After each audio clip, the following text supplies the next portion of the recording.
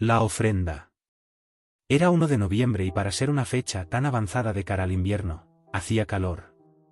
Al atardecer las colinas extendieron sobre el valle una sombra verde y fresca, más tupida y compacta a medida que la luz diurna se extinguía por el este. No tardaría mucho en hacerse de noche, y aunque pensaba que llegaría a Monzoño antes que eso sucediera, tuvo que caminar media hora precedido del haz de luz de su linterna, dejando tras él la más absoluta oscuridad. No se consideraba cobarde ni aprensivo y sabía a ciencia cierta que el depredador de mayor tamaño en aquellos bosques impenetrables era el pequeño y tímido zorro, pero, maldita sea, no volvería su linterna a los lados del camino ni por una cita con Ana de Armas. Monzoño. El cartel refulgió con veleidoso fulgor al reflejar la luz de la linterna. Podría creerse que se sentía molesto con aquella luz impertinente, enfocada directamente sobre él.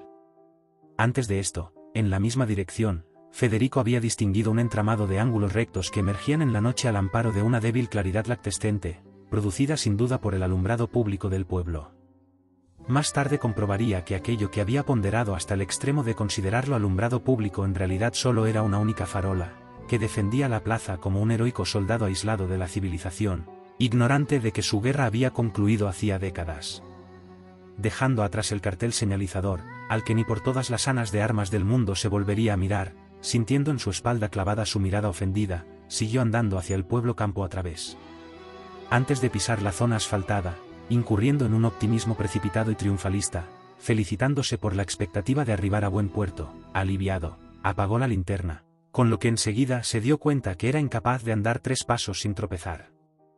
Ni siquiera en el pueblo mismo la claridad existente pasaba de ser un nimbo espectral, sin que pudiera incorporar las cosas menudas y los pequeños detalles al plano visible, elevando tan solo grandes monolitos de sombra, sondeando los espacios vacíos de las calles con tentáculos de una luz mortecina, por lo que le fue necesario seguir alumbrándose con su linterna, sorteando los pequeños montones de escombros que le salían al paso. Era desalentador ver el deterioro de la calle, como si algún tipo de lepra hubiera atacado las casas, desconchando el revestimiento de sus fachadas y dejando a la vista la piedra que nutría sus muros, una arquitectura autóctona de los pueblos de montaña. La enfermedad se llamaba despoblación y abandono, pensó, dirigiendo la linterna a una ventana cegada con tablas. Pero, por las bragas de Ana de Armas, ¿acaso no recordaba haber leído en su guía de viaje que Monzoño tenía una población de 50 personas? Eso no cuadraba con el deterioro que observaba. Dejándose guiar por la claridad autóctona, que parecía cobrar intensidad al final de la calle, desembocó en una pequeña plaza, donde destacaba por su largo balcón, en el que 3 mástiles desnudos lanceaban el aire, el ayuntamiento. Sobre el balcón, en la fachada, una solitaria farola encendida presidía el desierto palco de autoridades, vigilante y acechante como un ave de rapiña posada en una alta rama. Esto le permitió apagar la linterna, pese a que la claridad aceitosa de la farola no daba para mucho. A su alrededor, tras avanzar hasta el centro de la plaza, contempló más abandono y decadencia. Tejados hundidos, ventanas tapiadas y maleza creciendo por todas partes. Su mirada se detuvo en un cartel polvoriento que colgaba sobre una puerta cristalada, defendida por barrotes de hierro. Bar La Chusma, leyó. Un resorte hizo clip en su cerebro al leer ese nombre. La guía. Eso era. Estaba seguro de que había leído el nombre del bar en la guía, junto con un comentario en el que se aseguraba que se podía comer allí por un módico precio. Enseguida se desocupó de la mochila, que llevaba a la espalda, después de dejar a un lado la linterna, buscó el librito en los diferentes bolsillos hasta hallarlo en uno lateral. En cuanto abrió la guía se dio cuenta que precisaba más luz y la linterna le fue de nuevo imprescindible, pero en esta ocasión, además, tendría que valerse de cierto ingenio para sus fines, porque era obvio que necesitaba una tercera mano. Era un volumen grueso y compacto, de pequeño tamaño, que debería mantener presionado con una mano para que no se cerrara. A eso tendría que añadir una mano más para pasar las hojas y otra para sostener la linterna.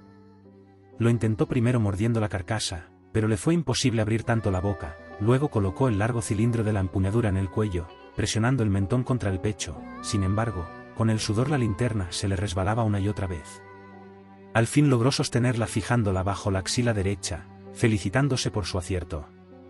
Enseguida localizó Monzoño, 50 habitantes, leyó. Situado entre espesos bosques de coníferas. Economía basada en la tala de árboles.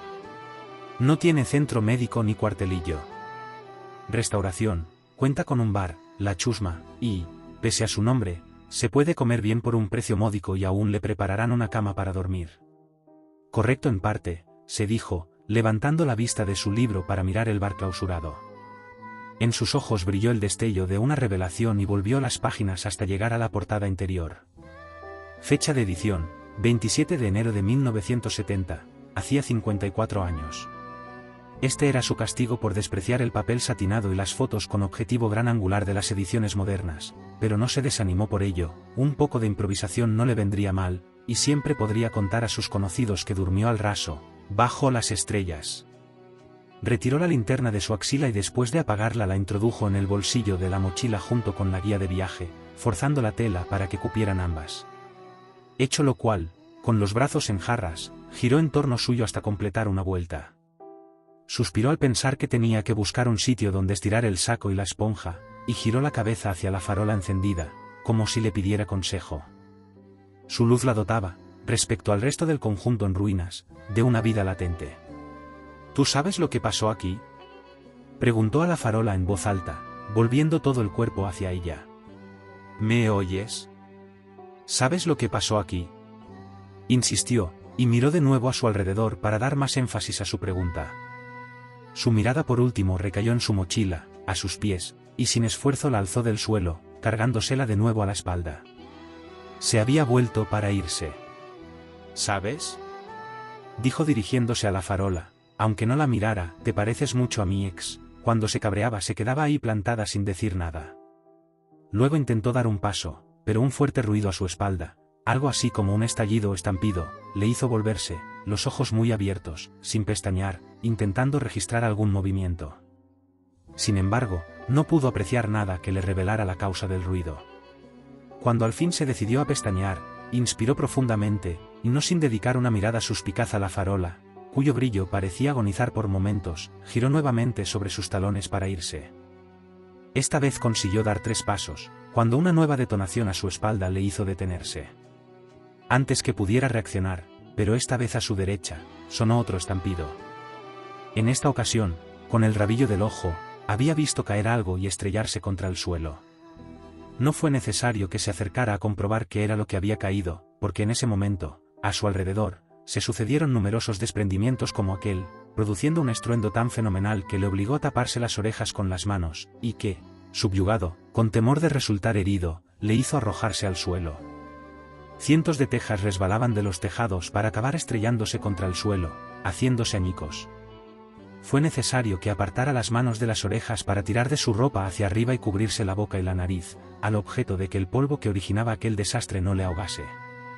Al momento una niebla rojiza saturó toda la plaza, y en su interior nebuloso vio sombras moverse.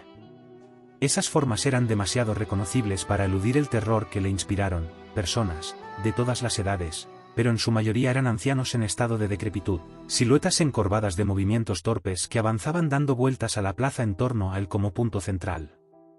La lluvia de tejas cesó por fin, aunque de vez en cuando una más repetía el salto al vacío. En cambio, el polvo tardaría más tiempo en asentarse.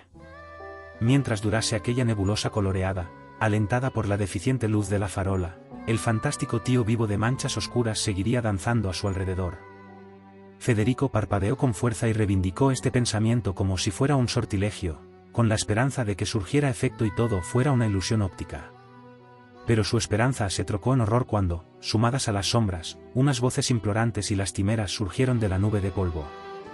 Nuestra ofrenda, la ofrenda, decían las voces. Fue más de lo que pudo soportar. A trompicones, resbalando, cayendo bajo el peso de la mochila y volviéndose a levantar, cruzó la plaza dirigiéndose hacia la calle por la que había llegado, un vacío oscuro que se presentía tras el polvo. Corrió y corrió, perseguido por el coro de voces que clamaban, nuestra ofrenda, la ofrenda.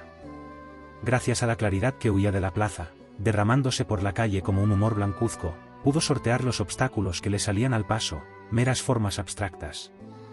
Solo cuando sintió bajo sus pies la sensación almohadillada del campo abierto dejó de correr. Frente a él un muro de absoluta oscuridad se elevaba hasta las estrellas.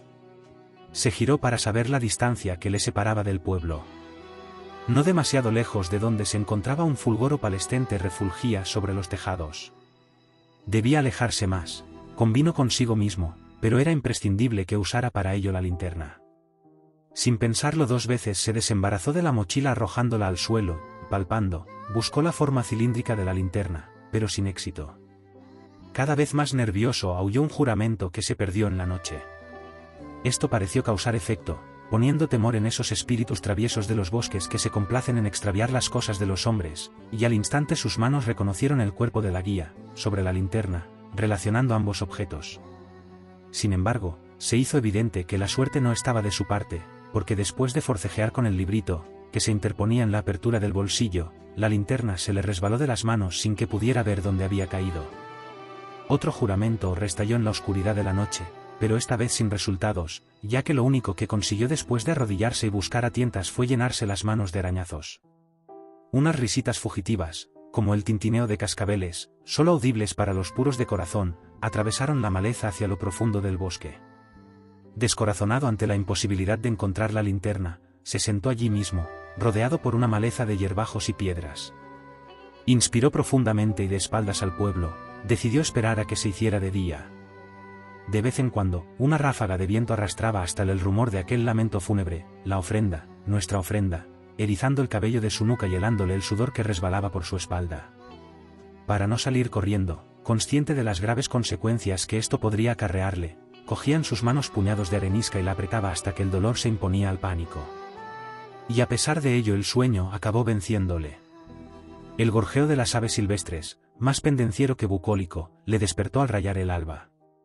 Por el oeste, como una marea baja, las sombras comenzaban a retirarse de las crestas más altas, dejando a la vista una tupida masa forestal seccionada por los cortafuegos. El aire era fresco y balsámico, con una cualidad alimenticia con sabor a verdura. Escupió, le resultó desagradable aquella intromisión desabrida en su boca, lo que necesitaba ahora era un café bien cargado para aclararse las ideas. Después de incorporarse y sentarse miró a su espalda, seguía ahí, claro, lo contrario hubiera sido peor, pero ¿y las sombras? ¿Y las voces? Un escalofrío le erizó el vello de los brazos. Se los frotó. Tenía una teoría. 2 años atrás, tras una terrible decepción a propósito de sí mismo, había tenido que prescindir de muchas actitudes capciosas de su personalidad, pero eso no evitaba que, de vez en cuando, recayera en ellas, si acaso, con más encono y desesperación. La autoindulgencia era una de esas disposiciones de ánimo perniciosas, por eso se preguntó si las visiones de la noche anterior no habrían sido una paranoia autoinfligida por su estado de desvalimiento. Como única respuesta a este interrogante se encogió de hombros, luego aspiró aire por la nariz y lo expulsó por la boca, y aprovechando la inercia de la exhalación se impulsó hacia adelante para ponerse en pie. Comprobó que a su alrededor crecía una maleza abundante, y más adelante, a unos pasos, vio el camino por el que había llegado, del otro lado todo era bosque.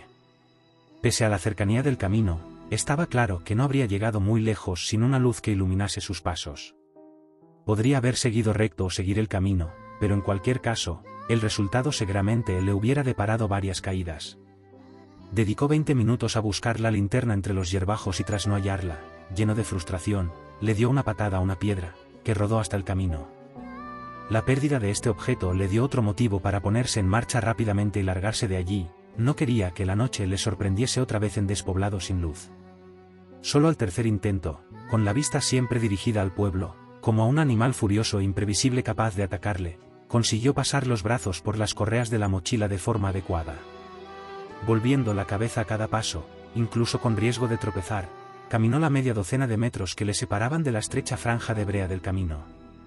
Reconfortado por la impresión del suelo liso y firme que pisaba, aunque no falto de largas resquebrajaduras producto del clima extremo del invierno, comenzó a alejarse a buen paso.